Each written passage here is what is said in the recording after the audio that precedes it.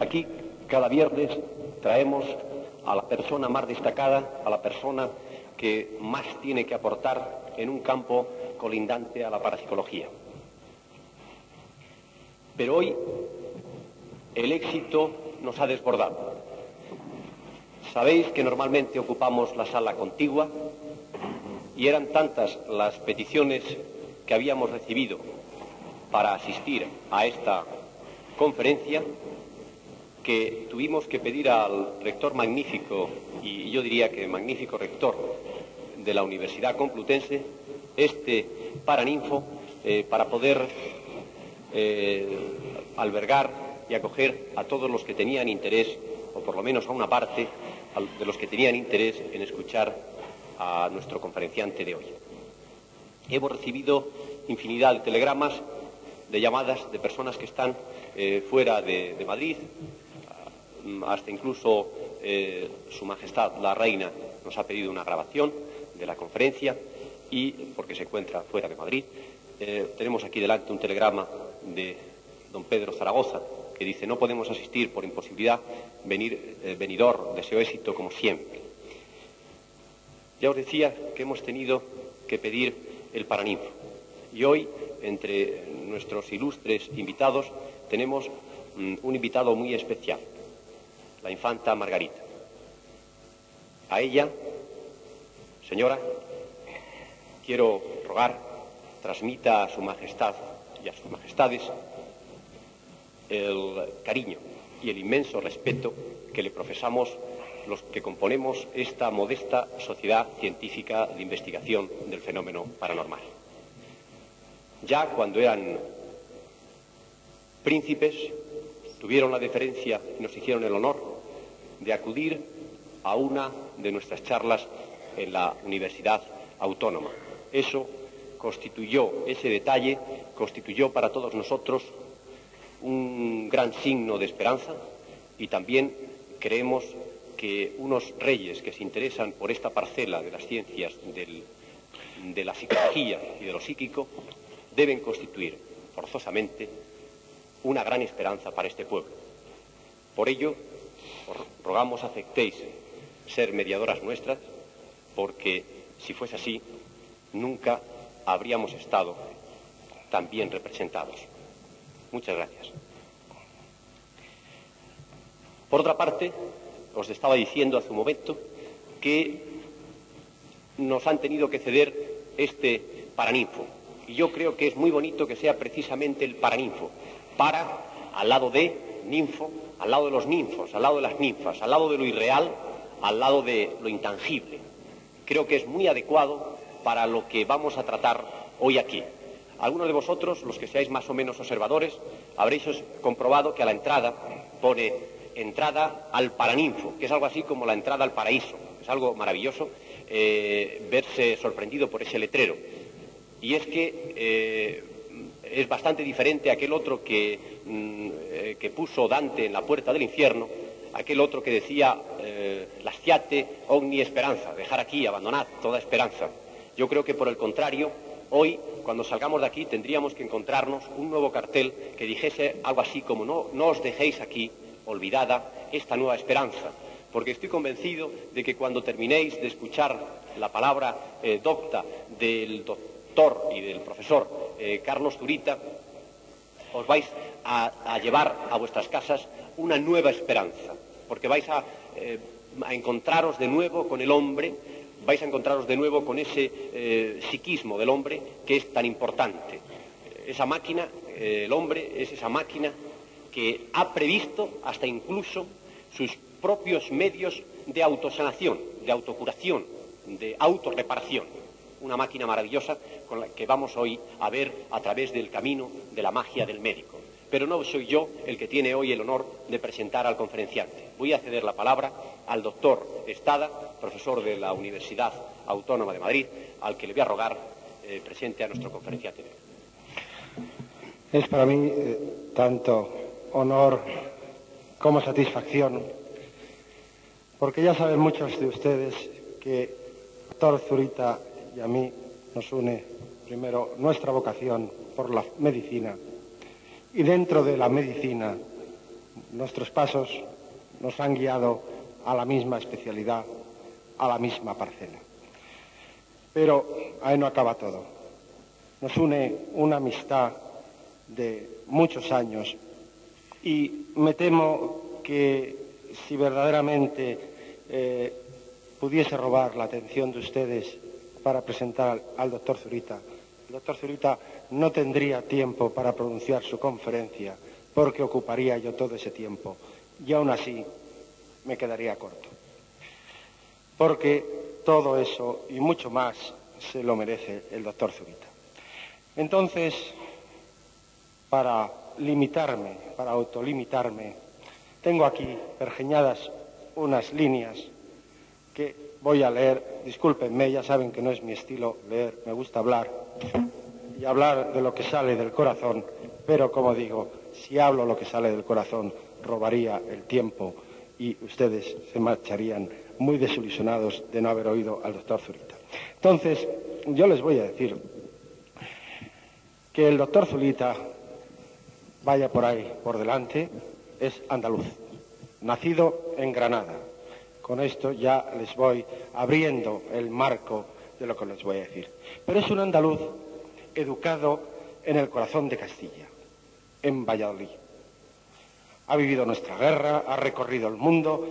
Con Pepe Abelló, ustedes se acuerdan de él, y Carmen, su mujer, fueron los 3 primeros españoles que tras nuestra guerra civil llegaron especialmente invitados por el gobierno de aquel país a México, donde lo primero que hizo al llegar fue dar las gracias a quienes unos años antes habían acogido a unos hermanos en desgracia, cuya actuación, como la nuestra, juzgaría después la historia con más amplia perspectiva de tiempo.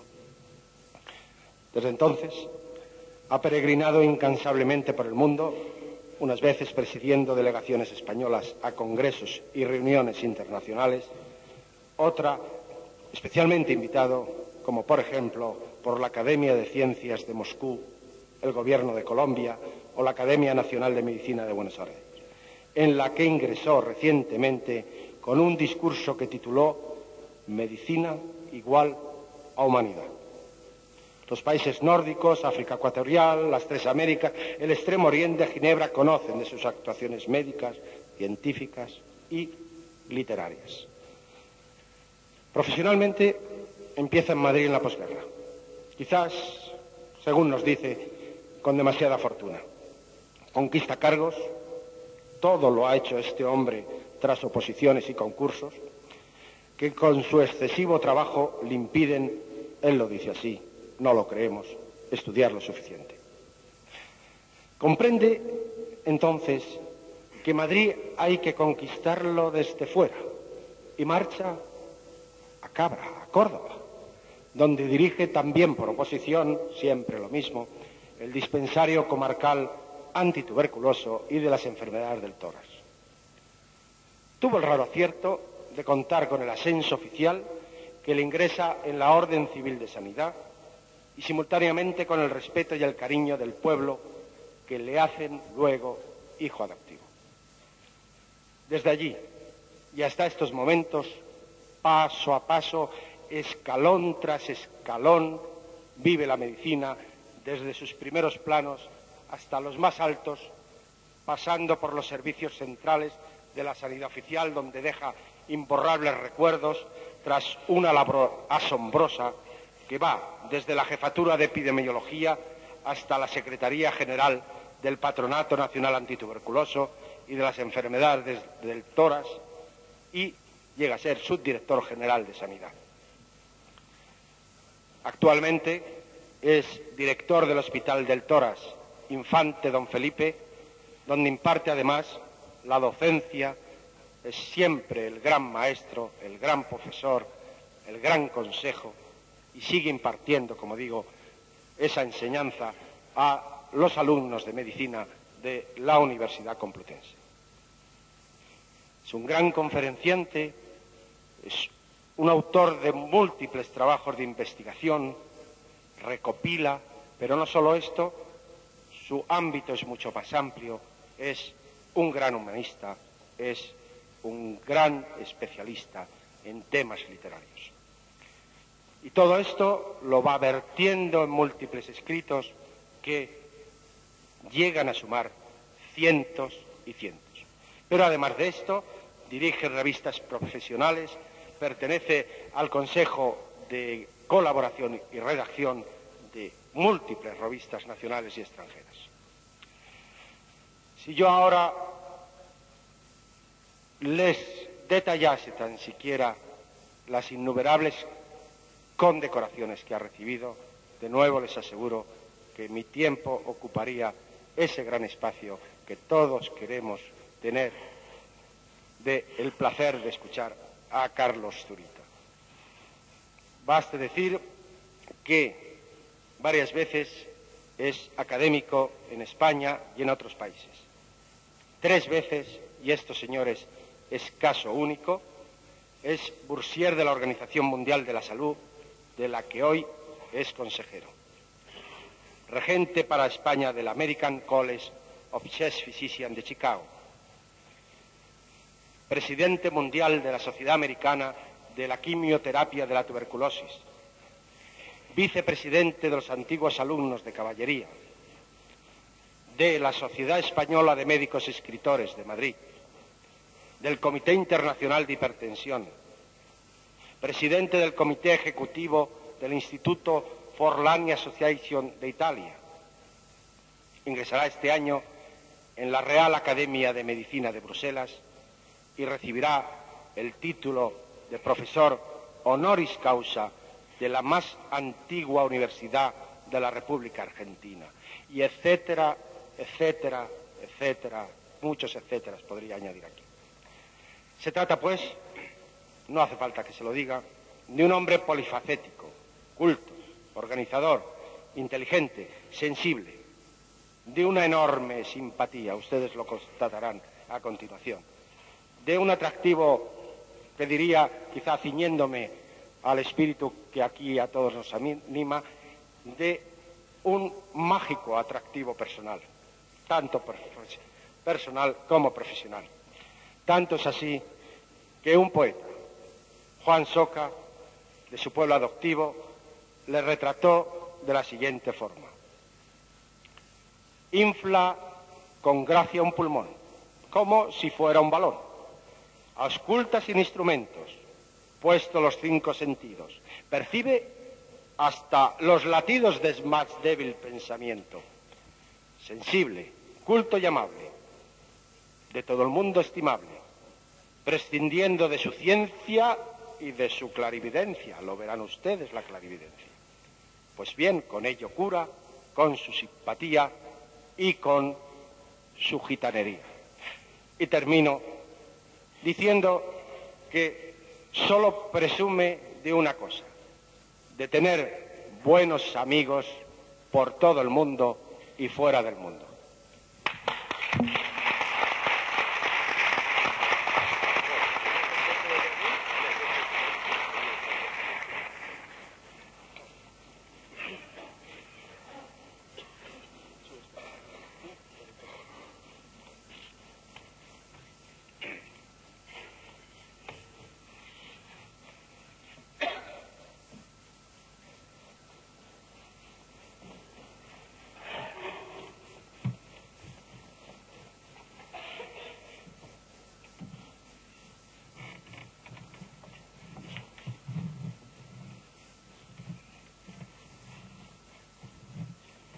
Bueno, en realidad, quizás de todo lo que han dicho mis amigos, la única verdad sea la última, que presumo de tener amigos.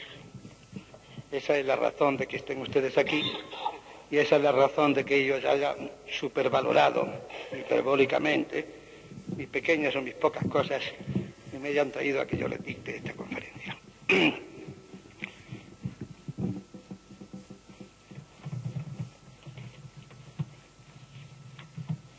Decía yo en una ocasión, para mí solemne como esta,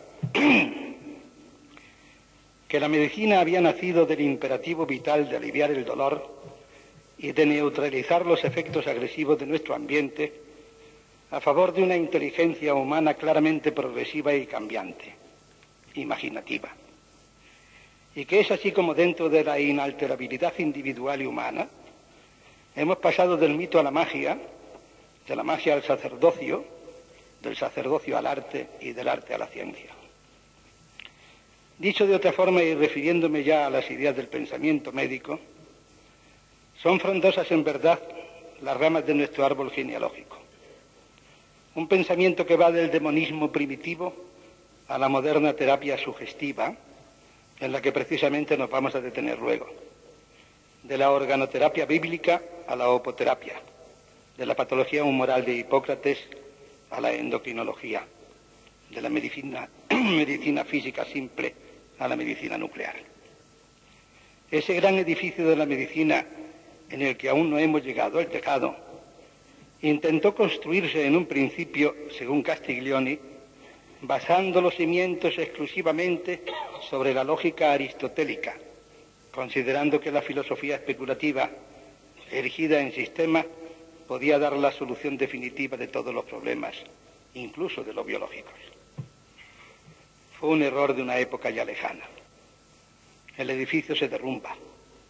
Quedan solo parte de los cimientos y sobre ellos se construye otro que persiste, fundado en las investigaciones del hecho objetivamente comprobado. Su defecto, quizás la excesiva sistematización y su desarraigo de las concepciones biológicas y del pensamiento hipocrático que constituyen los orígenes y las raíces más vitales de nuestro arte, que de ninguna forma puede encerrarse herméticamente dentro de una estructura definida o encajada en ningún sistema definitivo. Precisamente por esa idea que apuntábamos de que el desenvolvimiento de todo lo que vive está sujeto a los cambios biológicos individuales y colectivos que constituyen la medicina misma en periodos siempre, por lo tanto, de progresiva formación. Es una idea que puede superponerse exactamente con el pensamiento mismo y la evolución del hombre médico. Se tiene un espíritu ingénito para observar los fenómenos naturales y biológicos. Cuando quieres construir tu propia personalidad médica, luego, no crees que exista otro camino que el de la lógica aristotélica pura, el de la investigación exacta, dogmática, incontrovertible. Solo más tarde te das cuenta de que hay algo más, y tu sensibilidad te lleva de nuevo al humanismo. Mis primeros escritos y publicaciones fueron de un rigorismo científico cartesiano, metódico, sin alma. El alma la he puesto luego, y lo que hoy digo, lo que hoy pienso y lo que hoy escribo ha vuelto a buscar y a apoyarse en la humanidad, en el humanismo. Realmente el mundo no puede evitar este cambio constante.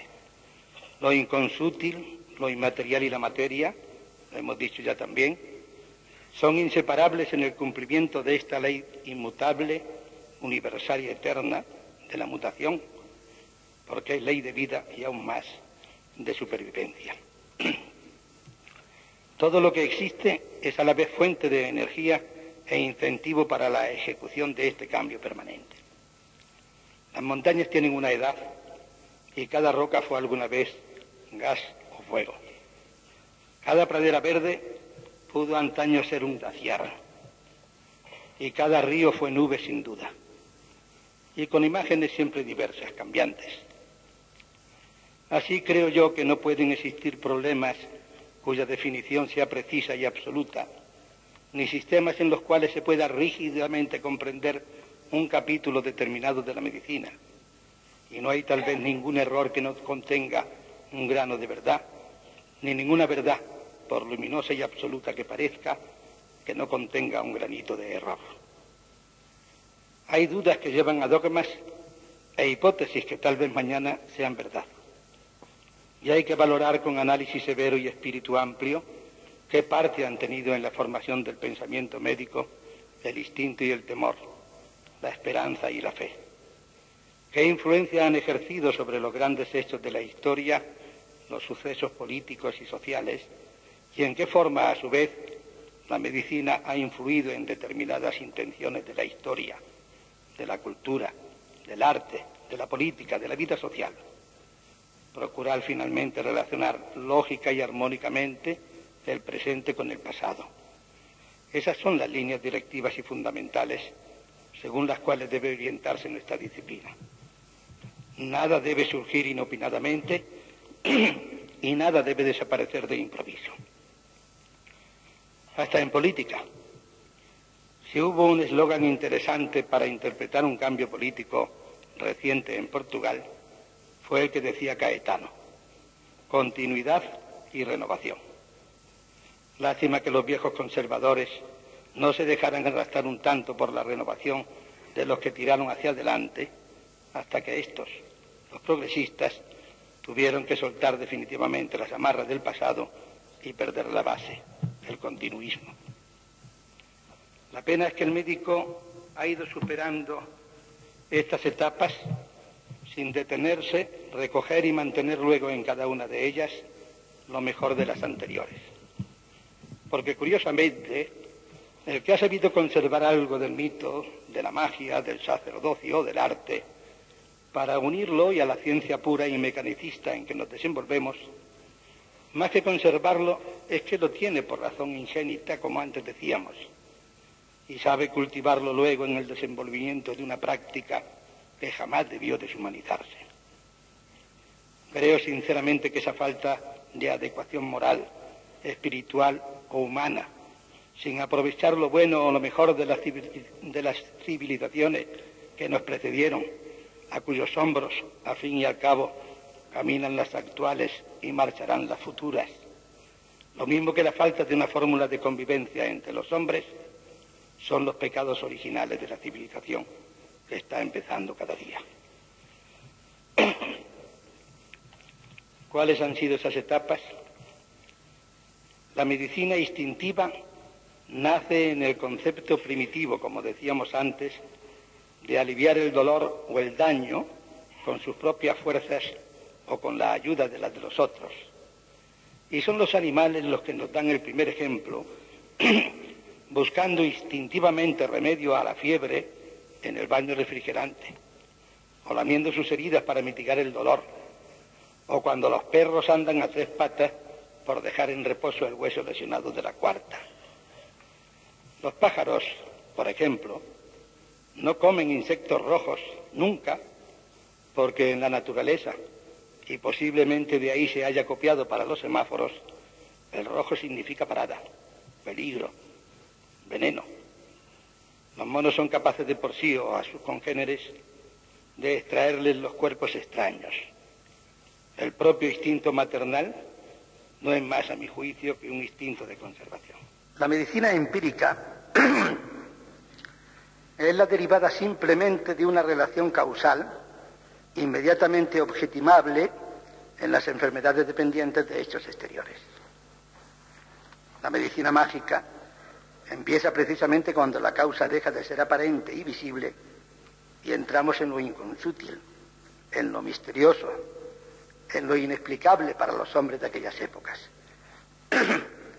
Nace, por lo tanto, de la medicina empírica, aceptando fuerzas sobrenaturales que pueden provenir incluso de las estrellas y ser traídas por los pájaros que vuelan libres por el aire como mensajeros de las deidades celestiales, o por la serpiente que habita en las profundidades de la tierra, portadora de la voluntad de los muertos, o procedentes del mundo infinito e inexplorado, que tiene en todas las antiguas creencias, y particularmente en la mitología médica, una parte importantísima.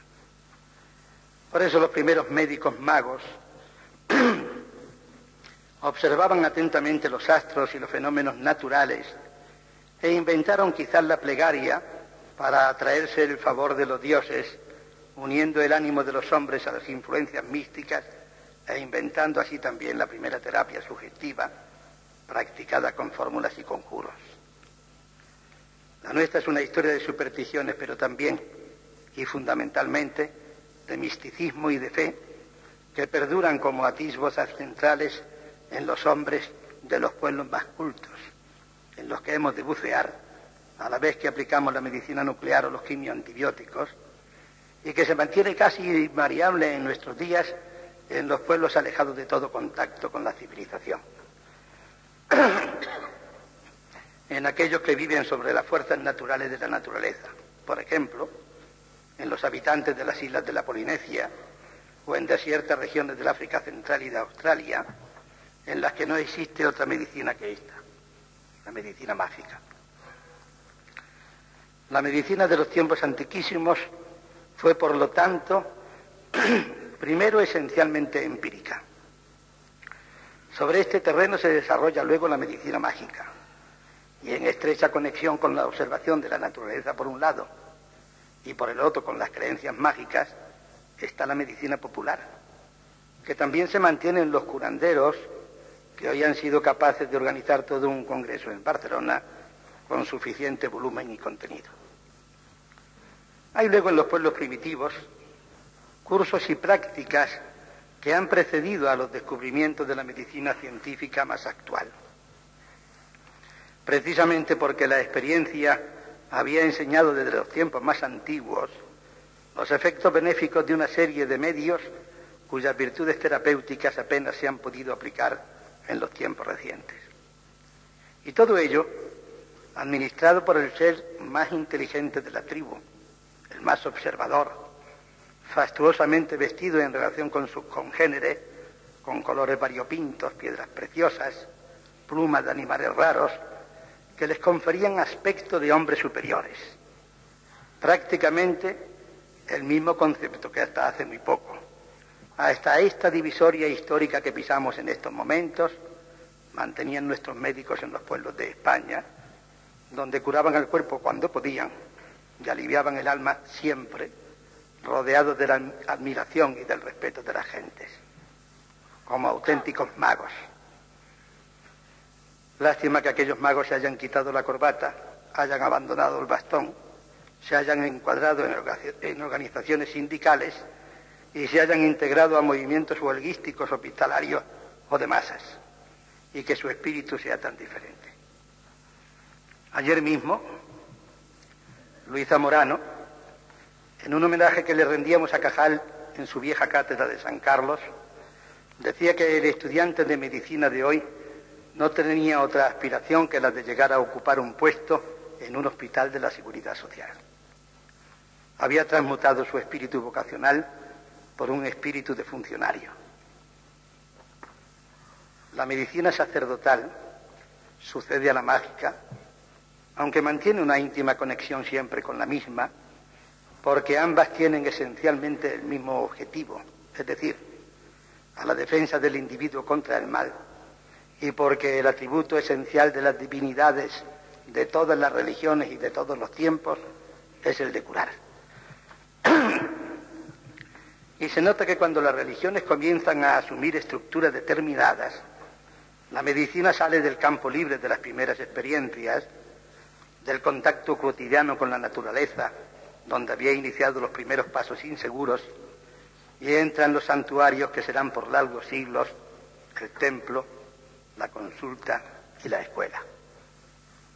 Es así también como la ciencia actual, a base de mecanizarse, empieza de nuevo a perder el sentido humano y la base humanística de su acción, pasándose de rosca, deshumanizándose, a pesar de que en su larga historia ha desarrollado y profundizado su sistema en cada trance, adecuándose la conciencia individual y su trasunto sobre la conciencia colectiva, tan diferente a su vez de unas generaciones a otras, de unas a otras posibilidades políticas, económicas, sociales, en fin. Y que la sociedad, el mundo actual, hacen este ambiente más difícil cada día. La velocidad, la gran urbe, el polimorfismo de los negocios y de la ciencia van creando comodidades físicas, no cabe duda, y simultáneamente dificultades de adaptación y de desequilibrio psíquico.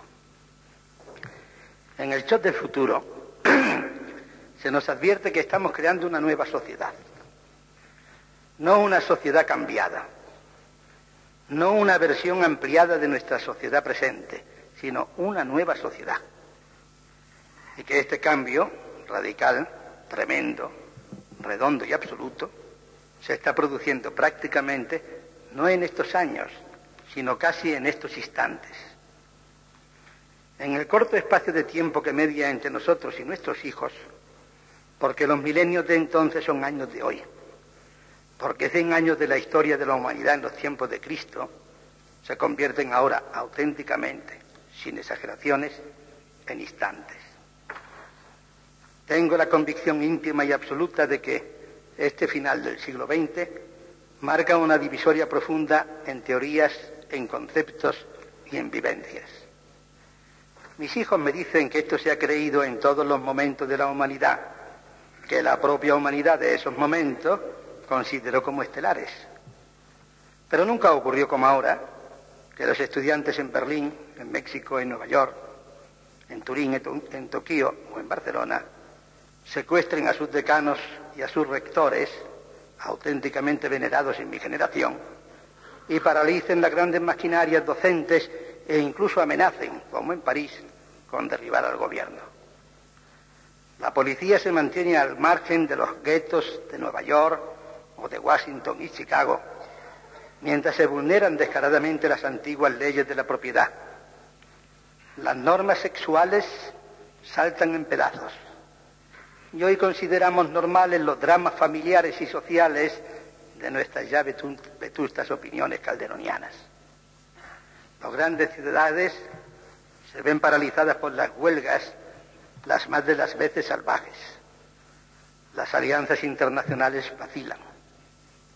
Es una auténtica revolución que no discurre además en línea recta.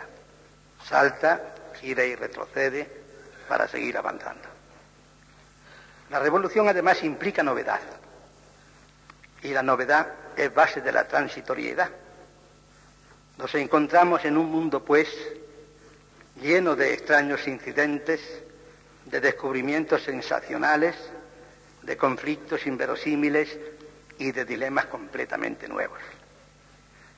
Y esto zarandea al hombre, aunque la sociedad en que viva vaya venciendo las epidemias, la ignorancia y la brutalidad, que queda circunscrita a minorías radicales, extremistas y dirigidas, puesto que la gran mayoría de nosotros y del mundo lo que quiere es vivir en paz. Afortunadamente también, el porvenir del individuo está teñido de vivos colores abiertos a la individualidad. El problema se nos plantea entonces no pensando en si el hombre podrá sobrevivir a la reglamentación y a la estandardización, sino, curiosamente, si podrá sobrevivir a su propia libertad. Por eso cuando mis hijos me contradicen y dudan de la verdad de esta hora, es porque viven ya con libertad de ideas, de pensamientos y de conceptos, una vida que a nosotros nos asombra. Creo que estamos, sinceramente, pisando una línea divisoria de la humanidad, y de una humanidad que a su vez mantiene hombres primitivos en las orillas del Amazonas, mientras otros ponen el pie en la luna o describen complejísimos problemas íntimos de la vida de una célula. De un planeta en el que cientos de conventos acogen a comunidades de hombres o de mujeres en vida contemplativa, musitando viejísimas oraciones irrenovables, mientras otras comunidades de hombres, agrupadas en empresas gigantescas, se están preparando en estos momentos para emprender una formidable lucha competitiva bajo los mares, que, como ustedes saben, cubren los 2/3 de la superficie del planeta y conocemos solo en un 5%, para explotar sus riquísimos yacimientos de petróleo, de gas, de carbón, o extraer sus diamantes, su azufre, su cobalto, su uranio y su estaño entre un hervidero de peces y de plantas. Nuestras generaciones, por lo tanto, repito, se encuentran en una situación límite. Y la realidad es que si en esta situación límite los animales sabemos que reaccionan siempre de igual forma, los hombres lo hacen siempre de forma diferente. Unos se entregan y otros se rebelan. Unos pierden toda noción incluso de supervivencia, mientras que otros exacerban hasta lo inverosímil reacciones positivas, dando inteligencia a sus instintos. Pero en todos los casos, viviendo y sobreviviendo siempre en fases de angustias, de temor, de fe, de ilusiones o de sueños, exacerbados siempre con un miedo cerval al desplazamiento y un afán insuperable a la promoción. En este mundo, en este momento realmente estelar de la humanidad, el médico es el único hombre que está obligado, pudiéramos decir que no tiene derecho, a sumergirse en ese caos y a mantener su serena ecuanimidad, porque es la única ayuda que tiene el resto de los hombres. La humanidad necesita de nuestra calma, de nuestro sacerdocio y de nuestra magia, para devolverle la tranquilidad a su espíritu, el sosiego indispensable para ellos en estas situaciones límites que han llegado casi a ser normales y que la enfermedad exacerba hasta límites inconcebibles en nuestro tiempo. Utilicemos isótopos, desde luego, computadoras, prótesis sofisticadas o transistores de Rodríguez Delgado. Pero hagámoslo con humanidad, pensando siempre en los viejos ritos que rescataron miles de vidas en cientos y cientos de generaciones. Pensemos que independientemente de que haya servido para censar y controlar a quienes ejercen la otra medicina, alguna otra razón habrá habido para que hace solo unas semanas se haya celebrado ese congreso de curanderos en Barcelona, de que antes les hablaba, mientras a solo unos metros se operaba sobre la retina o sobre las ramas del nervio óptico con disecciones de milésimas de micra o utilizando los rayos láser y junto a las bombas de Betatron. Las magias y las hechicerías, pues, siguen teniendo acomodo en nuestro quehacer médico, incluso en los países más cultos, como Alemania, donde a estos magos se les extienden licencias previo examen para que actúen dentro de ciertos límites y cánones mínimos y especialmente en regiones aisladas y sin médicos. Con esto ni defiendo oficialmente al curandero, ni me muestro partidario de que se haya celebrado su citado congreso. Pero es bueno que pensemos que las cosas y los hechos que engendran siempre tienen una razón para que se produzcan. Y de la razón, o mejor, de la sin razón, podemos ser culpables incluso los médicos y nuestras máquinas. La gran clientela de estos curanderos se la proporciona nuestra deshumanizada medicina, digamos, oficial. Ellos practican un intrusismo médico, pero nosotros hemos olvidado la necesidad de una medicina mágica que estamos autorizados y obligados a practicar. Pensemos además que el infinito futuro de la industria se basará muy pronto en la biología, en una biología realmente mágica. Ya hemos enseñado a los simpáticos delfines a que actúen como kamizaques, arrojándose sobre las bombas submarinas y pereciendo con ellas en la explosión que provocan, cuando simultáneamente también utilizamos microorganismos en la producción a gran escala de vitaminas, enzimas, antibióticos, ácido cítrico y otros compuestos útiles.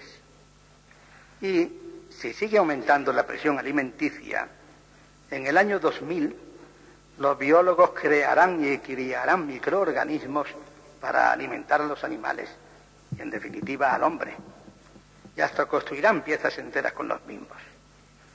El Japón es actualmente la primera potencia del mundo en industrias fundadas en la microbiología. En Suecia todo el mundo habla hoy de la necesidad de reforzar nuestra posición en ese campo. Pero no dejemos de pensar en ese macroorganismo que constituye el hombre, descubridor y creador de todas estas cosas y con más necesidades que las propias cosas que ellos crean, precisamente en este aspecto espiritual y mágico, manejando con humanidad a todas esas máquinas que detectan desde la temperatura a las ondas alfas que emite el cerebro o el comportamiento de sutiles secreciones íntimas. No olvidemos, como decíamos antes, la necesidad de establecer nuestra estrategia de supervivencia. Con ello, El médico debe estar por encima del bien y del mal, como estaban por encima de la comunidad toda los magos y los sacerdotes que ejercieron la medicina de los pueblos primitivos. Es decir, que ahora necesitamos la magia quizás más que nunca. El vocablo magia tanto puede referirse a una actitud mental o mentalidad como a una forma operativa. Podemos tener una mentalidad mágica sin que logremos gran cosa si no podemos o no sabemos aplicarla, o bien obrar mediante el empleo de una facultad de tipo psíquico que al no ser corriente se tenga por sobrenatural o al menos por extranatural, porque también a eso se le ha llamado magia. Entre los pueblos primitivos, la comunicación psíquica era parte integral de sus vidas, pero Martí Sauri nos recuerda que en 1959, cuando el Nautilus, primer submarino atómico, rememorando la gesta de su homónimo creado por el genio de Julio Verne, recorre los mares en inmersión continua, pasando por debajo de los hielos que cubren el Polo Norte, cada día, a la misma hora, el capitán de la nave abre la puerta de un camarote del cual solo él tiene la llave. ¿Quién es ese pasajero misterioso?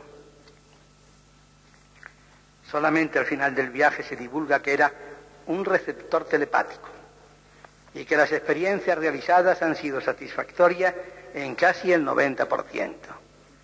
El porqué de esta prueba es tan sencillo como increíble. Según esta experiencia demuestra, mediante la telepatía, es posible comunicarse con un sumergible en inmersión a muchas millas de distancia. Estas experiencias culminan más recientemente en el Apolo 13, en el que también se realizan con éxito transmisiones telepáticas. Y hoy se lleva adelante un procedimiento ultrasecreto en el que ya se han invertido más de 100 millones de dólares con la colaboración de sabios occidentales, lamas tibetanos, faquires hindúes, magos africanos, etcétera, etcétera, sobre cuyo resultado las autoridades estatales rusas, especialmente las militares, han empezado a demostrar un interés fuera de lo corriente que les lleva a considerar como un problema muy serio los fenómenos parapsicológicos. Esto, señores, no es un cuento, es una cosa muy seria, que ha llegado a implicarse en el programa espacial americano y preocupa a los ejércitos de las naciones más poderosas y ha sido tema de intervenciones en congresos como el de la Federación Internacional de Astronáutica últimamente. Yo, sin embargo, no quiero aprovechar para esta charla ante ustedes la evidente existencia de una percepción extrasensorial, como tampoco pretendo comparar a un brujo de una tribu amazónica con un técnico de nuestra civilización, aunque ambos tengan el mismo fin, que es el de dominar la fuerza de la naturaleza. Lo que yo quiero destacar aquí es que el más técnico de nuestros especialistas, más sofisticado, cuando llega el momento de colocarse delante del paciente, debe pensar que lo hace ante un ser humano que sufre, que ha llegado posiblemente al límite de sus circunstancias y que necesita de nuestro hechizo, de nuestra magia, para recuperar sus perdidas ilusiones y recobrar la indefectible fe que necesita para seguir viviendo, superando el bache de su enfermedad, apoyándose en nosotros. Y nosotros, los médicos, tendremos que echar mano de todas las posibilidades existentes, incluso parapsicológicas, si ustedes quieren, puesto que al fin y al cabo la actividad científica de esta ciencia se manifiesta en dos formas. Primero, reconocimiento de los hechos y comprobación de su eventual existencia. Segundo, proposición y posterior verificación de una hipótesis explicativa. Y esto, al fin y al cabo, también es medicina. Claro es que esta conferencia sería muy fácil si nosotros nos limitáramos a describir cómo era la magia, o el curanderismo, o la hechicería, o el sacerdocio, que constituían la base de la práctica profesional en los tiempos bárbaros y primitivos. Tendremos que hablar de ello, pero de pasada. Donde yo quiero entretenerme Es en la magia que debe de acompañar al más moderno del prototipo de nuestros médicos de hoy. En cierta ocasión, Cortés Cabanillas me pedía que yo describiera a Marañón como médico. Y yo decía más o menos que era un hombre que había sabido aunar en su ejercicio y en su práctica profesional su humanidad, su humanismo, que son cosas distintas, su ciencia y su magia. Algo que a mí me gustaría también que pudieran decir de mí algún día. A través de los tiempos se ha especulado mucho en que la magia se asienta en el miedo, en un sentimiento de angustia o de temor, cuando en realidad el miedo ni es originario en el hombre, sino derivado, ni es capaz de tener ninguna creatividad. Radin dice que el poder del brujo, más que de sus poderes, deriva de su posición en las tribus primitivas, por la alianza que tiene con el jefe y sobre todo por su acceso a los bienes de la comunidad. Su fin de entonces, como el de hoy, era fundamentalmente el económico. Los antiguos egipcios consideraban que la voluntad podía materializar sus impulsos en el mundo ambiente, modificando el curso habitual de las cosas, decían. Los antiguos egipcios definían así, sin saberlo, lo que era la magia. Claro es que la magia indefinida podía estar al alcance de todos los seres, buenos o malos, dotados de voluntad, traducidas además siempre a través del ojo, que aparecía en los antiguos como un canal de energías actuantes y que a mi juicio ha dado origen al mal de ojo, que hoy, más que los magos, utilizan los brujos o las brujas, o al ojo clínico como facultad positiva frente a la negativa del mal de ojo de vivos y muertos, que estudiaron intensamente especialistas como Garnot, Schopp, Reder, Edward, etcétera, etcétera. El mago actuaba así, unas veces a favor y otras en contra de las energías positivas o negativas, y recurría a todos los trucos para asustar incluso a los dioses, asegurando, por ejemplo, que la debilidad aparecerá con los vientos del sur. Los combates irrumpirán con los vientos del norte, y los gemidos tomarán asiento en el trono de los dioses, amenazando a tales dioses con producir tales desgracias. Es esa magia de estampas y figuritas que ha llegado a nuestros días, casi siempre con sentido negativo, manejadas por brujos que en su tiempo se confundieron con los magos. De mis lecturas de García Font he deducido también que era a los egipcios a los que más encantaba todo lo que se relacionase con la magia. Había incluso una magia popular y una magia oficial, cuya finalidad consistía en proteger al país y al soberano respectivamente de las acechanzas del enemigo. Había una magia de plaza, otra magia de templo, etcétera, etcétera. Poco importa que los años vayan pasando y se sucedan las dinastías. La figura del mago seduce siempre y persiste. Incluso la divertida y aleccionadora historia del aprendiz de brujo se remonta a través de Luciano a una antigua conseja egipcia.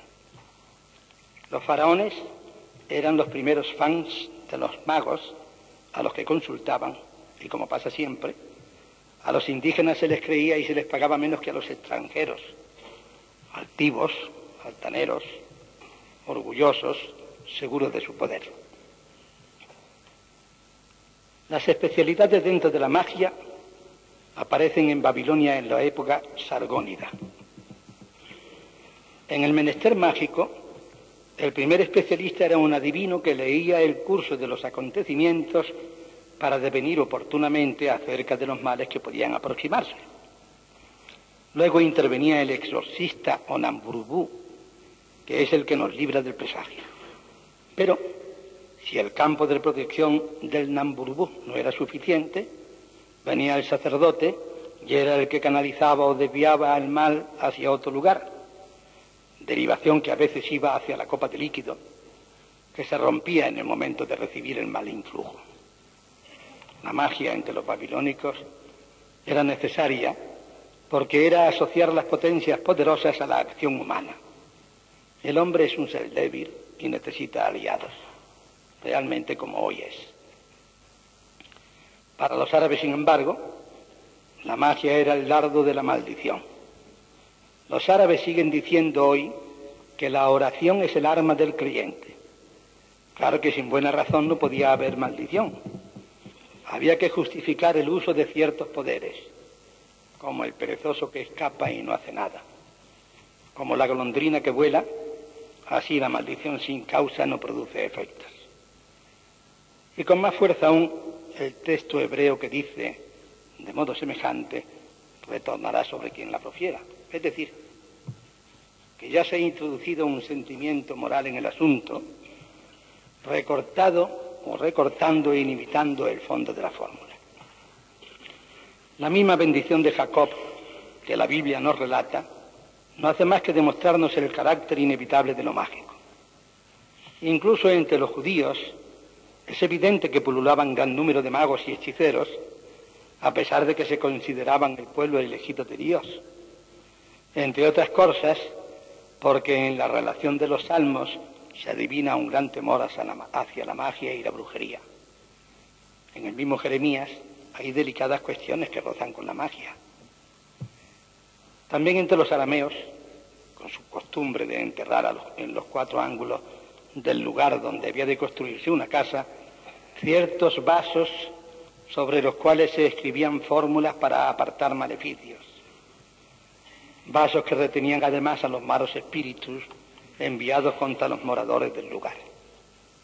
Por otra parte, en los salmos que ya hemos citado, se halla una completa relación de los bienes que se logran recitando cada salmo y los males que se evitan. Ya en la cuarta Eneada nos encontramos con Plotino. Plotino fue sin duda la figura más interesante del mundo de la magia.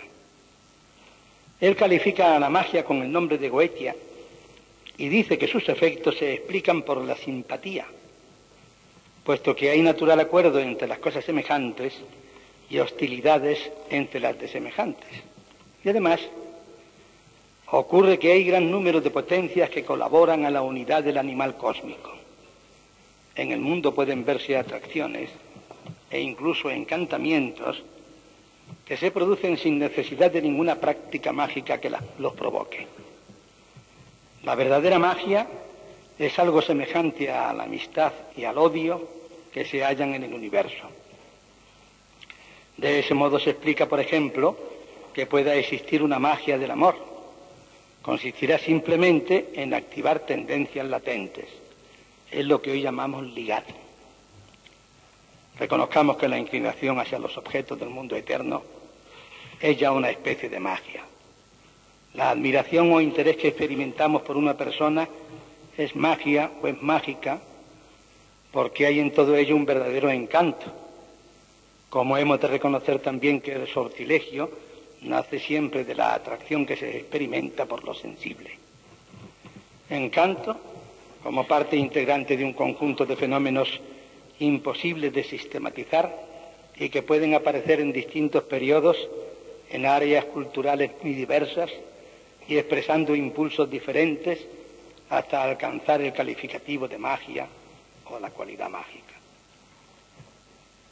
En nuestra historia, después de Plotino, aparece un poco más adelante en el tiempo un tal Juliano, hijo de un filósofo caldeo que escribió una obra sobre los demonios titulada precisamente Teúrgica, de donde vino la expresión teurgia, tan difundida luego, y de esa expresión la de los teólogos, es decir, casi como hoy también, personajes que hablaban con los dioses, o que al menos interpretaban de algún modo sus mensajes.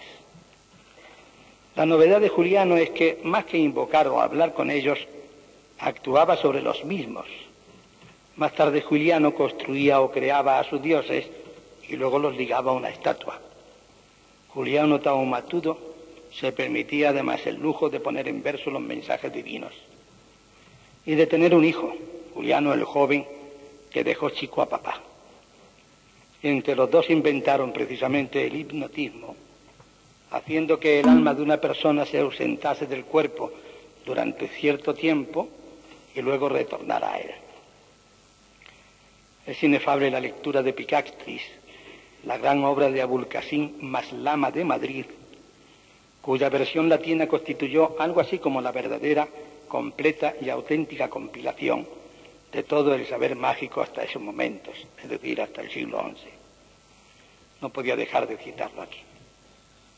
Como no podemos pasar de largo sobre el simpaticísimo Philippus Abulus Theophrastus Bombas Paracelsus, que nació hacia el año 1490 y murió en 1541. Fue sin duda una de las figuras más sorprendentes y más enigmáticas del Renacimiento. Paracelsus no quería saber nada de latines. Era un hombre de taberna y mesón, con un genio desigual y destemplado, pero con un extraño don para curar, como dice Juan García Font. Y los enfermos lo sabían. Preparaba sus medicinas en las cocinas de los boliches y difundía sus elevadas enseñanzas entre cocheros, campesinos, buhoneros y mozas de venta, aunque jamás se le vio con una mujer. Un auténtico alquimista, en busca siempre de la piedra filosofal, ya que no supo ganar dinero con sus enfermos porque jamás se asoció con esos médicos que andaban envueltos en seda y terciopelos con anillos de oro en cada dedo. Él decía que el verdadero médico, que tanto tiene de mago, ha aprendido más de los campesinos, pastores, comadronas y hechiceras, es decir, de la práctica y de la experiencia, que del propio Galeno, que a mí particularmente no me fue nunca simpático. Paracelsus se plantea el problema inevitable de su tiempo acerca de la magia. Y cree que tanto la magia blanca como la magia negra son procesos naturales. El mago no es de Dios ni del demonio. El mago pertenece a la naturaleza. El caso es que, borrachín impenitente, charlatán extravagante, establece sin embargo con absoluta seguridad las bases de la medicina química. Funda la medicina del trabajo en su obra sobre las enfermedades de los mineros. Redacta un verdadero catálogo de ginecología que constituye una verdadera audacia y elabora una concepción de la enfermedad psíquica de una modernidad sorprendente. Son obras, efectivamente, de un mago, de un alquimista, de un iluminado que quizás está buscando nuevas sendas para la salud del alma y del cuerpo. Él nos dice sutilmente que hay una notable diferencia entre imaginación y fantasía, y que la palabra imaginación lleva ya dentro la palabra magia, y por eso es la facultad mágica que da realidad a las imágenes. Fue, por supuesto, todo lo contrario de Francis Bacon, siempre tan circunspecto y tan escéptico al enfrentarse con el problema, aunque terminara por aceptar la magia natural y descubrir la magia supersticiosa. Y recordemos, en fin, la magia en Hegel, ese gran pensador e idealista que distingue la magia directa de la magia indirecta. Y en la de Schopenhauer, el filósofo del pesimismo, quizás porque dedicado en un principio a la vida de los negocios, fracasó después como profesor universitario, precisamente en una época en que Hegel deslumbraba a la juventud. Esta coincidencia de convivencia generacional es una desgracia para algunos que hemos seguido viviendo hoy. Para él, la voluntad es la fuerza primordial que se manifiesta en todos los fenómenos de la naturaleza. Esa voluntad inconsciente, universal, aparece también en el interior del hombre, y por eso el filósofo alemán admite la posibilidad de la magia como un modo de conectar con la voluntad cósmica. Ahora bien, ¿qué hay de realidad, de verdad, en todo esto de la magia? ¿Qué podemos aprovechar de tantas ideas y teorías? A mi juicio, mucho. Es natural que todas las acciones de este pequeño mundo de la magia tuvieran más fuerza en el hombre primitivo, condicionado por un ambiente hostil, adaptado a sus posibilidades vitales. Pero es indudable que a lo largo de la línea de la evolución del hombre en nuestro ambiente civilizado, ciertas aptitudes de acción y funciones perceptivas se hayan conservado. Volviendo a la Unión Soviética, más de 20 laboratorios de parapsicología se ocupan en la posible aplicación de tales fenómenos a las tareas espaciales del futuro, invirtiendo sumas anuales de muchos millones de rublos. Todos tenemos además ejemplos claros de su gestión en nuestra vida profesional. Yo recordaba recientemente en una entrevista radiofónica de aquel enfermo de asma bronquial consecutiva a los pelos de las crines de los caballos y a las pezuñas en general de los equinos, que, perfectamente tratado y curado, un día estuvo a punto de morir de un intensísimo ataque de asma en un cine donde se representaba una carga de caballería.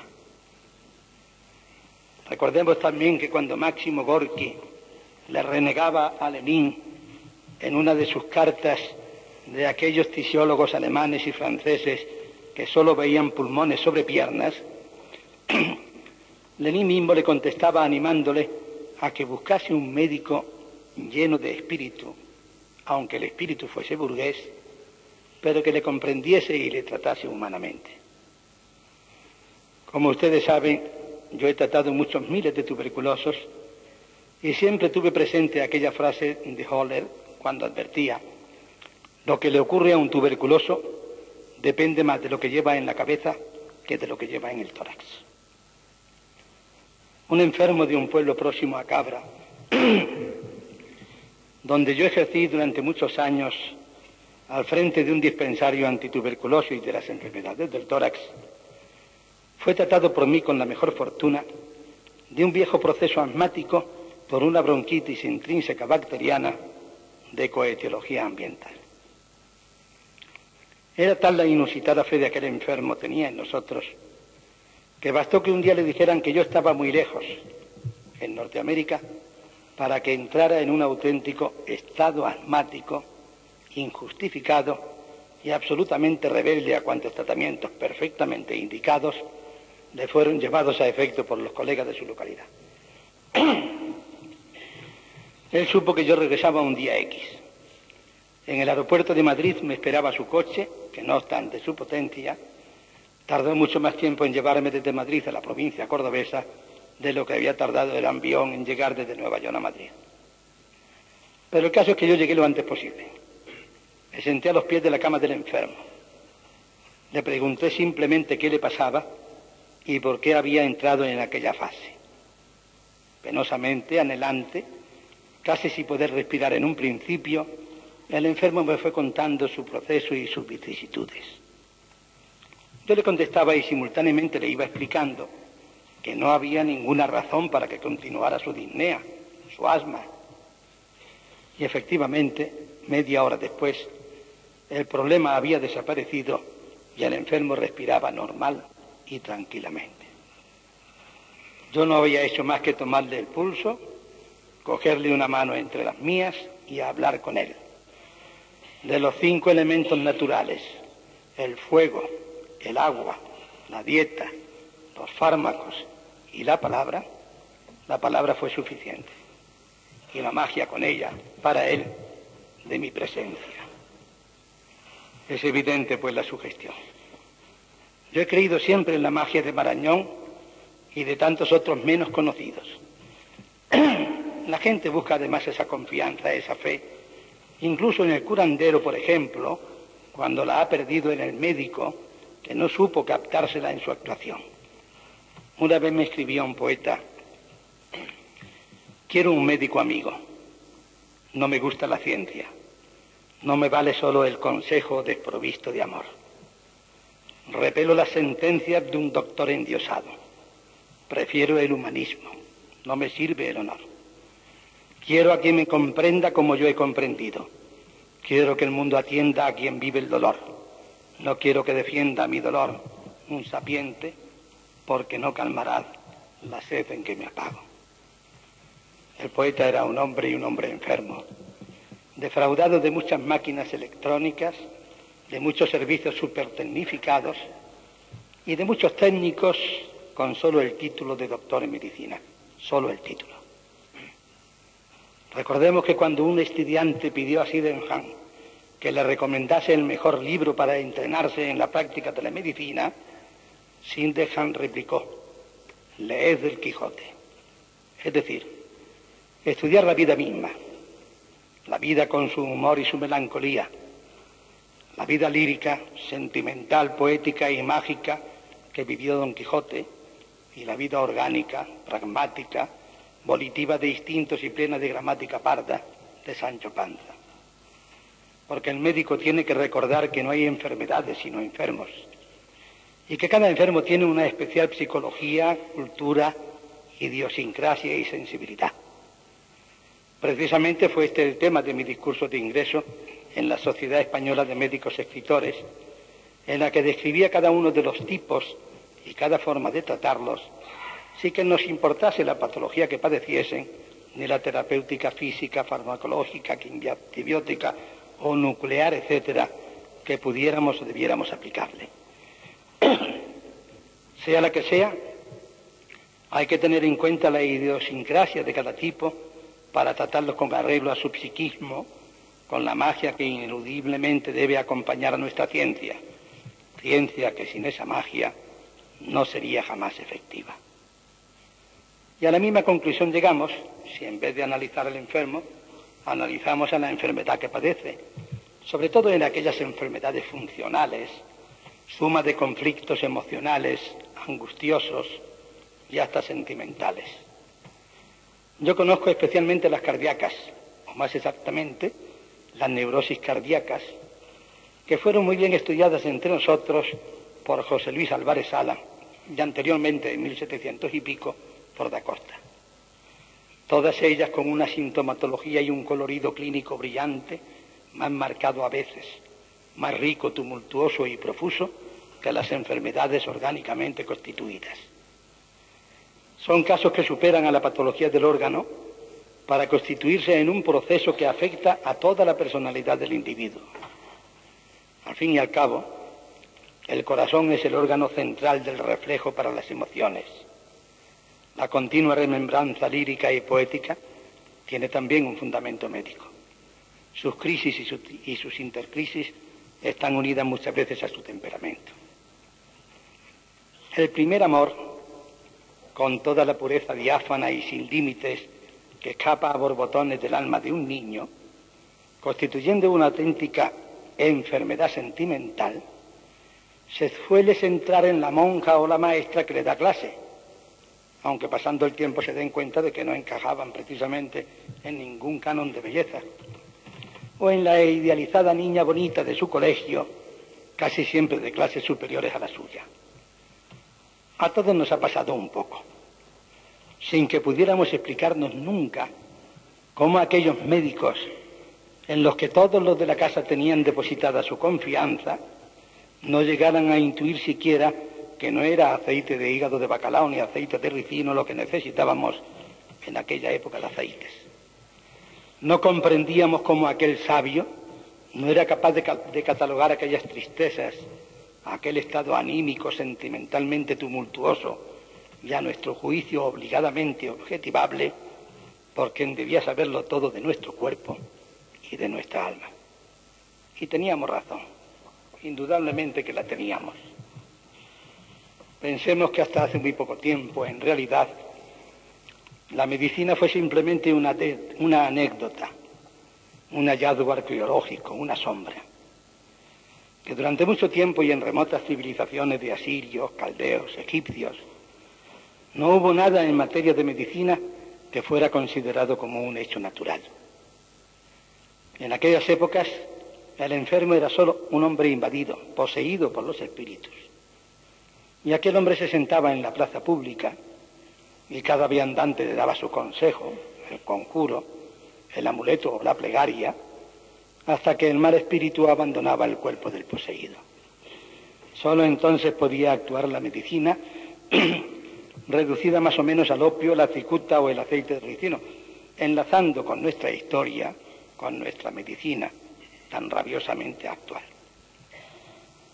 En su patología psicosomática, nuestro querido colega el profesor Rojas Carballo nos recuerda que la consideración deshumanizada y fría de los problemas médicos tiene en su haber logros tan extraordinarios como la desaparición de las epidemias, la profilaxis infantil o la medicina social, pero jamás podrá desplazar la necesidad del hombre enfermo de ser atendido como personalidad individualísima, incomparable a ninguna otra, con su peculiaridad biográfica e irreductible a casos o clasificaciones.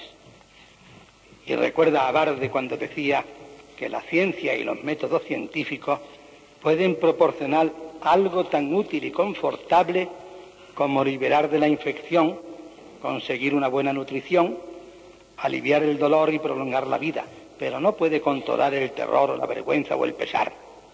No pueden establecer objetivos en la vida de seres humanos, tanto si son normales como si sufren. Ni pueden inspirar la fe, la esperanza, el amor, la ecuanimidad u otros valores que hacen la vida digna de vivirse. El internista puede limitarse a ser un científico solo en tanto su enfermedad tiene anomalías anatómicas o químicas susceptibles de tratamiento por procedimientos determinadamente específicos. Yo creo que ni aún así. Y a la misma hora se recoge aquella frase de Sócrates: en un aspecto están más avanzados los bárbaros tracios sobre la civilización griega, en saber que el cuerpo no puede ser curado sin curar el alma. Tal es la razón por la que los médicos de la Hélade desconocen la cura de muchas enfermedades, porque ignoran al hombre como un todo. No creo, en fin, que tenga que extenderme y recordar la unidad psicofísica del hombre en el interaccionismo, el paralelismo psicofísico, la solución organimística o los sistemas conceptuales tan universalmente aceptados y admitidos, o sobre la teoría de la configuración o Gestalt, recogida o aceptada también por Rojas Carballo. Todos recordamos las espectaculares y taumatúrgicas curaciones conseguidas por el doctor Asuero, a mi juicio un hombre de buena fe, que creyó sinceramente en la magia de su toque en las terminaciones del trigémino. Un toque mágico, sin duda. Magia sobre la persona, sobre la muchedumbre, aún más fácil, que le situaron en el candelero universal. Marañón decía: la magia esta vez se revistió con su ropaje más brillante, y una vez más, etc. ¿Y quién puede negar la magia de aquellas curaciones? Sin que nos metamos en lo que luego les ocurría a aquellos enfermos, como no podemos negar la magia del yoga, de los faquires o del lamaísmo. Yo creo que todos, o casi todos, hemos leído La incógnita del hombre de Alexis Carrel. Nos conviene recordar ahora la filosofía de las cosas que él nos dice en su obra.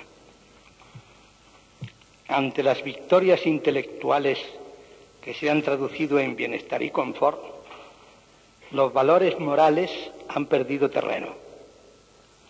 La razón ha barrido las creencias religiosas.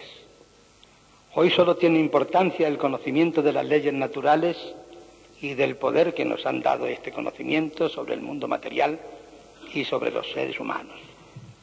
Los bancos, las universidades, los laboratorios, las facultades de medicina, los hospitales, mientras nosotros desde luego solo lo de la seguridad social, se han embellecido igual que los templos griegos, las catedrales góticas y los palacios papales. Y la medicina, digo yo, no necesita de tantos mármoles ni tantas bellezas, o al menos ni esas bellezas ni esos mármoles engendran de por sí la buena medicina. Sigamos recordándolo.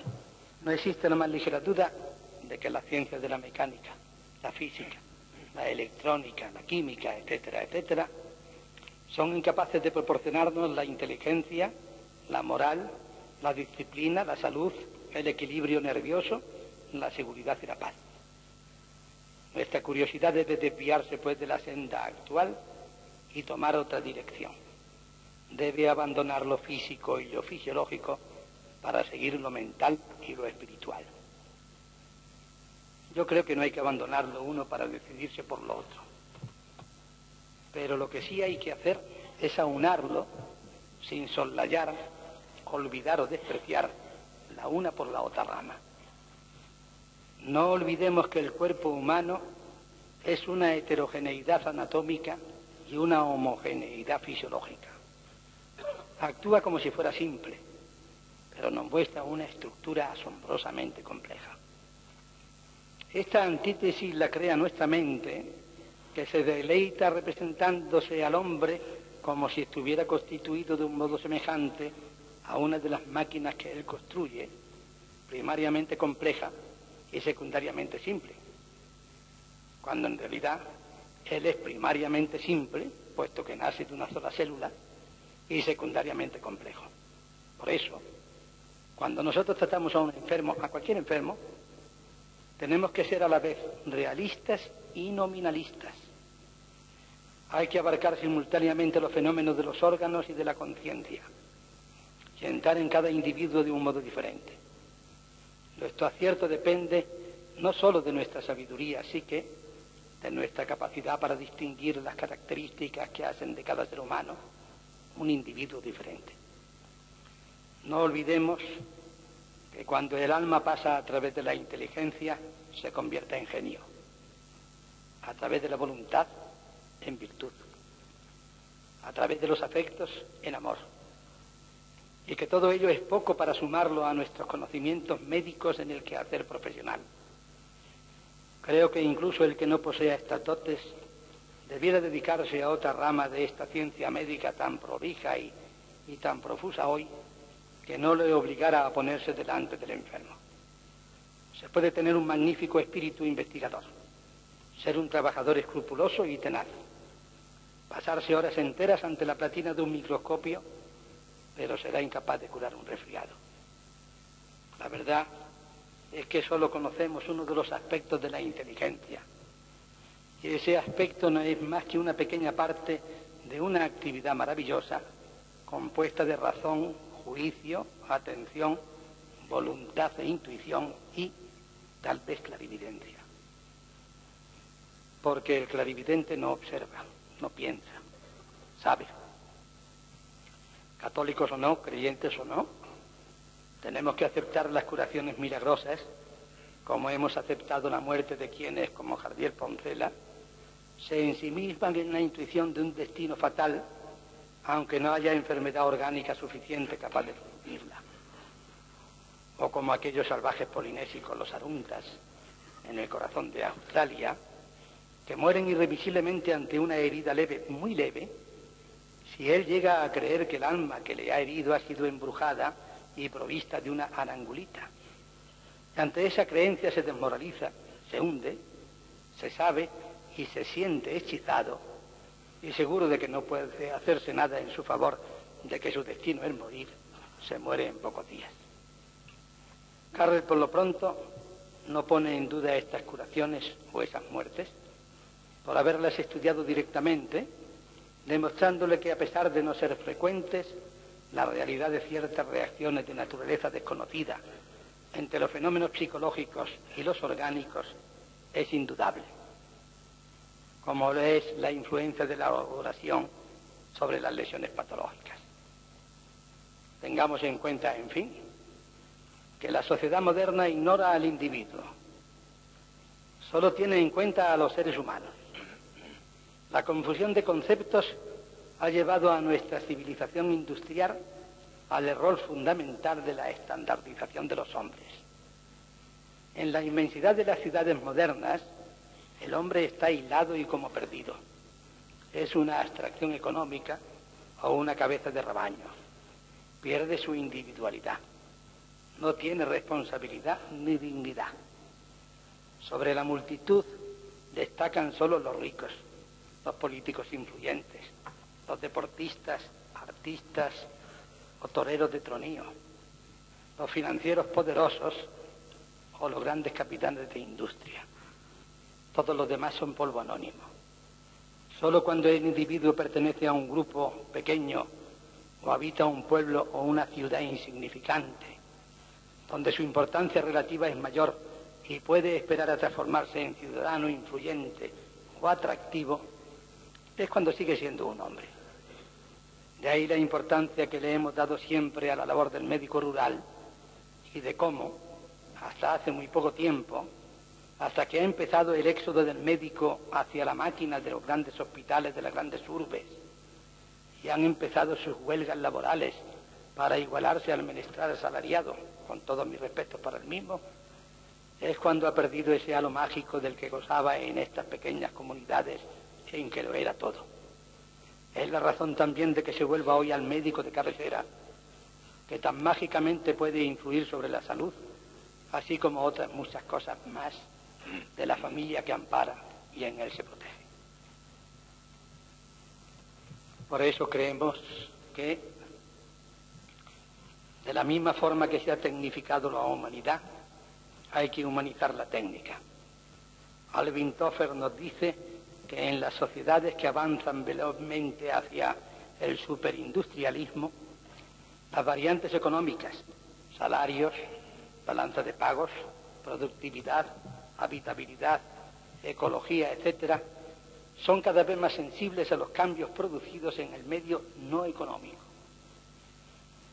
Los problemas económicos son muy numerosos, pero toda una serie de cuestiones cuyo aspecto económico es secundario cobran nueva importancia.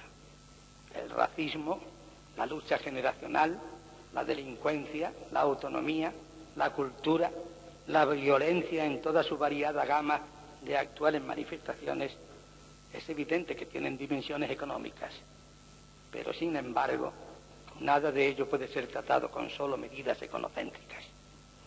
Y esto preocupa ya a las grandes empresas estrictamente mercantiles e industriales, como la Ford, la American Telephone and Telegraph Company, que dedican ya una gran parte de sus ingresos al estudio del ambiente que rodea al hombre, de sus potenciales futuros, de las escuelas en que deben de estudiar sus hijos, de su humanidad anímica y espiritual, en fin. Y lo hacen precisamente contratando como asesores a futurólogos intuitivos, escritores de ciencia ficción, magos, en fin, porque si eso se hace hoy, me pregunto yo, sobre la masa de los seres humanos, ¿por qué, repito, no lo hacemos nosotros, los médicos, sobre el individuo que constituye esa masa? Ellos buscan la estrategia de la supervivencia. Nosotros debemos buscar la supervivencia del hombre que con infinita fe pone su salvación en nuestras manos y tiene derecho a ser afortunado. Y termino con la nota lírica que sin duda necesita también nuestra magia. El médico es un mago, medicina. Amas como si fueras del valor hermana y acaricias con candor al ser que hacia tus brazos se encamina. No sabes o no debes de saber de cansancio, fatiga ni temores. Caminas silenciosa y tus honores terminan en el campo del querer.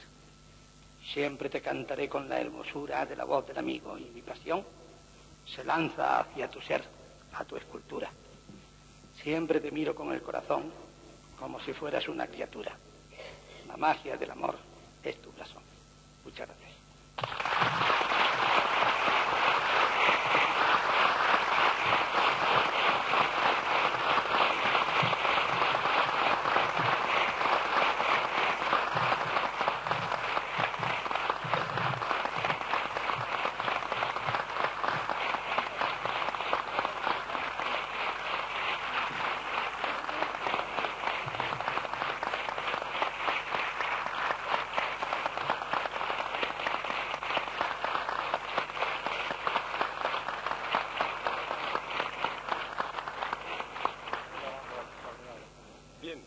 Queridos amigos, muchas gracias, querido Carlos, por tus palabras. No es por hacer un chiste fácil, pero creo que la magia de tu palabra, y ahí están esos aplausos que lo ratifican, nos ha dejado a todos encantados. Vamos a iniciar un breve coloquio, y para los que sean nuevos en estas conferencias, simplemente voy a decir cuáles son las reglas del juego. Primero, hay una intervención obligada que es la de Sesma, que da un poco siempre el contrapunto esotérico. Es la única intervención fuera de norma. Pueden hacer una pregunta o puede hacer cualquier tipo de comentario sobre la conferencia. A continuación, los que intervengan tendrán que hacer preguntas concretas sobre la conferencia, sobre el tema que hemos tratado, siendo lo más breves posibles para dar lugar a que podamos tener varias intervenciones, evitando así esa posible intervención de ese español que lleva siempre un discurso embotellado, y este puede ser un buen momento para soltarlo. Pues bien, sin más preámbulos, le cedo la palabra a Sesma, que seguro que tendrá algo interesante que decir.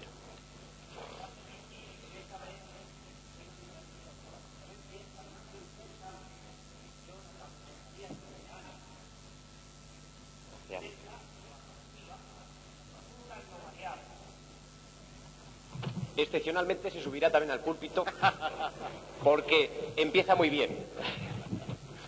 Repito, Por favor.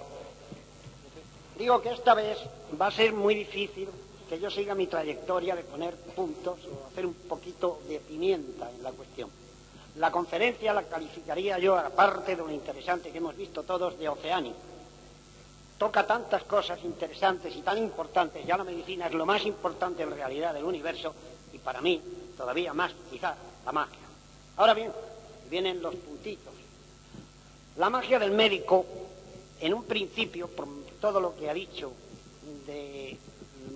por ejemplo, de Teofrasto, Bombastus y de toda la historia, parece que le concede una gran importancia, pero luego, al explicar el gran influjo del lazo psíquico, personal, íntimo, de carácter más bien sugestivo, yo encuentro un poco de limitación en la cuestión mágica. Estoy de acuerdo que vivimos un momento sobre el año 2000 en que hay un conflicto que yo diría que es el conflicto entre el pensamiento burocrático, eminentemente lógico, estrechamente lógico, cartesiano, y el pensamiento mágico, eminentemente libre. Sería muy bonito que el médico fuera simultáneamente ambas cosas. Un poco de esto se está haciendo en China con los médicos descalzos, en realidad curanderos, acupuntura, hierbas y otros procedimientos raros, y los médicos de tipo occidental. Pero a mí me parece que esto va a ser muy difícil. Yo estoy totalmente convencido que las teorías de la verdadera magia, las influencias de poderes desconocidos, se le llamen demonios, se le llamen lo que quieran, son reales. La humanidad los ha apartado por miedo, porque se ha refugiado en el cuadrado de su rutina, porque su mecanicismo y su vida se ha decidido así, pero ahí están dispuestos a actuar y creo además a vitalizarnos. Si el mundo sigue en la línea que va, de tipo burocrático, de tipo mecanicista, de tipo rutina, de tipo muerto, sin elasticidad, en que todo es memoria, en que todo es repetición, en que todo van a ser computadores, creo que el alma se muere definitivamente. Por eso, estas tendencias más o menos equivocadas de los hippies, de los movimientos de contracultura, aunque están errados en muchísimas cuestiones, representan una última esperanza. Yo quisiera que el mundo pasara a esa posición, por lo menos de un equilibrio, en que haya dos alas. El ala irracional, que nunca será totalmente explicada, el ala de lo misterioso, de lo milagroso, el ala mágica y el ala lógica. Y si hay un médico capaz de ser ambas cosas, será maravilloso. Y si no, que como se está haciendo en China, uno haga lo que dijo Cristo, dad al César lo que es del César y a Dios lo que es de Dios. Muchas gracias, Sesma. Muchas gracias.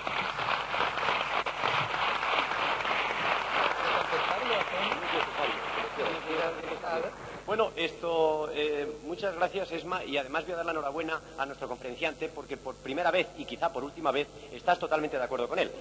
Así que... No, yo también quiero darle las gracias simplemente y sentirme un poco celoso porque la verdad es que lo ha dicho mucho mejor que yo. Bien, unos minutos, unas breves intervenciones. A ver. Bueno, en los avances realmente no. La magia es lo que nos ata un poco al pasado. Realmente la magia nace con el hombre es mágico o sabe hacer o ejercer una influencia mágica, pero precisamente en los avances, si mantenemos como avance la técnica, la industrialización, la química, etcétera, ahí no cabe magia.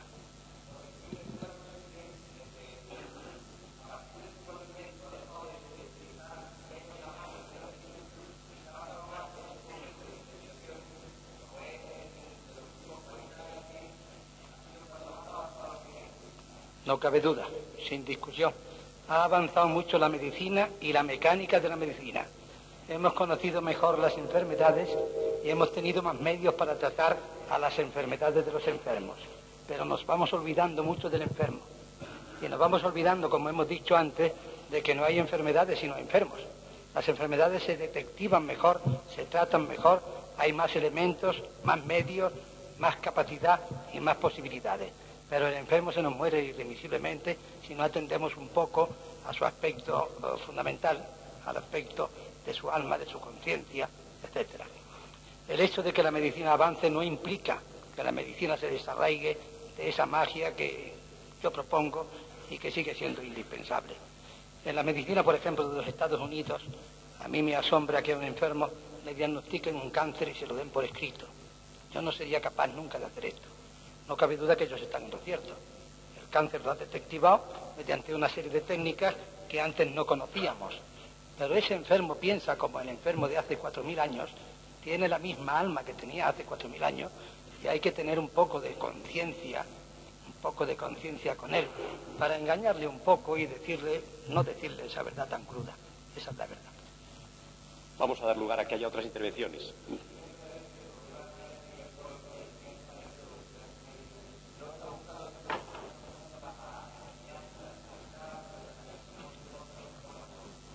Bueno, ese es el defecto, claro. Ese es el problema. Ese es el problema. Hay otra intervención. Y allí también hay otra intervención. Sí.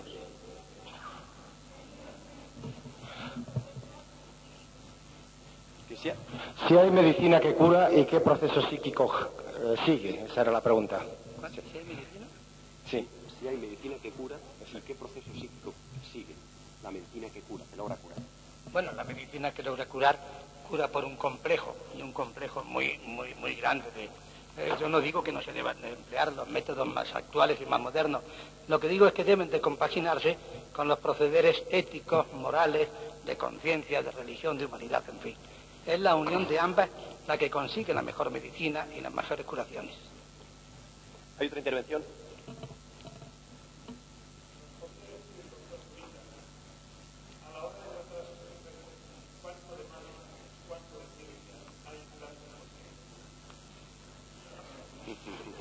Es posible que debiera haber de magia un 5% y de ciencia un 95%. Yo, sinceramente, modestamente, creo que pongo un 95% de magia y un 5% de conocimientos.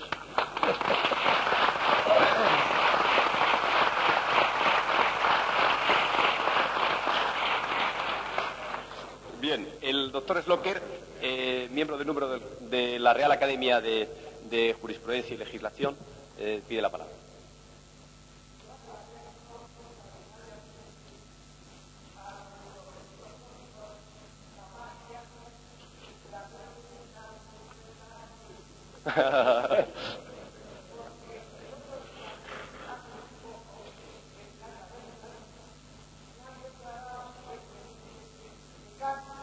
Hombre, enhorabuena.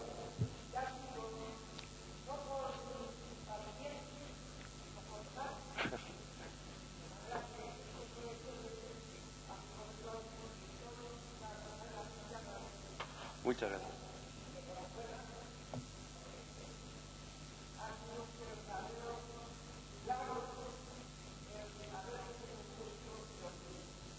Muchas gracias. Muchísimas gracias.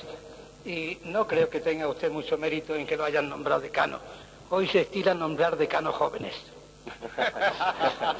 Y esta es la prueba viviente de ello. Virginia Ramos, una norteamericana afincada en España.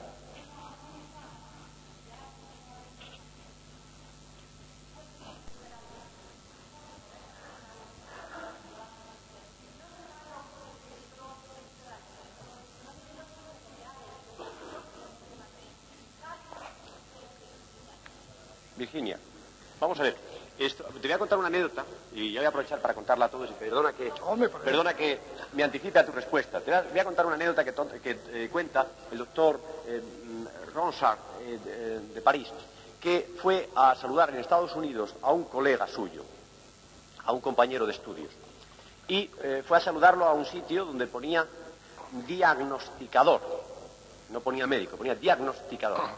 Fue a saludarlo y la enfermera creyó que era un paciente, porque simplemente dijo, vengo a ver al doctor Ronsard, y no dijo que era un colega suyo. Le hizo pasar a una sala, le hizo rellenar un largo cuestionario.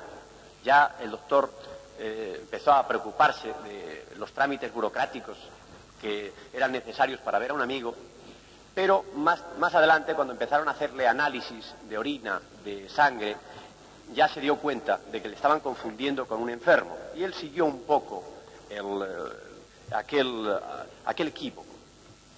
Y finalmente el médico francés dijo, bueno, señorita, muy bien, yo ya he hecho todo, sí, ha hecho usted ya todo lo que tenía que hacer. Bueno, pues ahora ya quiero ver al doctor Ronsard. Y dijo, no, usted no puede ver todavía al doctor Ronsard. Primero hay que hacer esto, pasarlo por la computadora, y luego usted recibirá en su casa un papel con las medicinas, y caso de que su enfermedad sea muy grave, en este caso, excepcionalmente le verá al doctor Ronsard. Bien, Virginia, yo lo único que quiero es agradecerte tu intervención, porque le has dado un aire internacional a esto formidable. Además, es natural que te sientas patriota de los Estados Unidos, donde en realidad somos muchos los médicos de España que hemos ido a aprender muchísimas cosas. La medicina, como decía el primer interpelante, pues tiene dos facetas o dos fases, una que es la que pudiéramos llamar mecánica, la que se toca, la que se palpa, otra la que no se ve, la que es inconsútil, material, etcétera. Nosotros pues creemos que en Europa se practica, no he hablado realmente de España, yo en mi disertación he hablado de Europa en general, pero en fin, es lógico que nosotros nos achaquemos más las faltas y menos los honores. Pero yo creo que aquí nosotros suplimos precisamente toda esa sabiduría enorme que tienen los norteamericanos, con sus grandes equipos, con sus grandes dotaciones, etcétera, con un poco de empirismo, con un poco de sabiduría, de sagacidad. Y esa conjunción es la que yo creo que sirve para que allí haya muy buenos médicos y aquí también. Perdón, es que si hacemos réplica entonces... Sí, no, es que además Bardasano había pedido la palabra, me parece. 25, la última pregunta, esto del doctor Bardasano, un joven y brillante biólogo que ha hecho su tesis doctoral sobre la glándula pineal y sus posibles implicaciones extrasensoriales del Consejo Superior de Investigaciones Científicas. Será la última pregunta del coronel. Bueno, huelga decir todo lo que significa esta conferencia magnífica. Y precisamente usted ha hablado sobre la percepción extrasensorial, y a través de ahí quisiera preguntarle sobre, ya que estos son mis temas, la glándula pineal y el tercer ojo, ¿qué papel juega? Es evidente que puede existir dentro de un brujo, dentro de un mago, la capacidad de ver, por ejemplo, el aura, y a través de ver el aura pueda ser azul, pueda ser roja, pueda ser del color que sea, hacer un claro diagnóstico. ¿Esto es un bulo? ¿Es una verdad? Quisiera su opinión científica. Yo creo que científicamente no podemos decir que eso sea factible o que sea posible. Hay médicos que con solo una mirada, al ver entrar el enfermo por la puerta, le pueden decir a sus ayudantes o colaboradores, este hombre tiene un cáncer de pulmón. Y generalmente no se equivoca. Ahora, demostrarlo de forma científica, a mi juicio, no es posible. Que es una facultad extrasensorial, que es una facultad que te da la experiencia, que es una facultad que te da tu propia personalidad, que ha nacido para ser médico, como otros nacen para ser militares o para ser curas, no cabe duda. Pero llegar a demostrarlo eso de forma científica, ignoro si se ha llegado a hacer en el mundo. Muy bien, pues entonces para finalizar voy a leer un documento que ha extendido la Sociedad Española de Parapsicología, que dice: Sociedad Española de Parapsicología, diploma de mérito a favor del profesor doctor don Carlos Zurita, por su valiosa contribución al desarrollo de la parapsicología desde el campo de la medicina, dado en Madrid a 24 de febrero de 1978. Está firmado por el secretario general, Francisco Gavilán Fontanet, y por mí. Al mismo tiempo que se lo entrego, os voy a confesar que tengo un deseo ferviente de estrechar esa mano mágica que a tantos enfermos ha curado.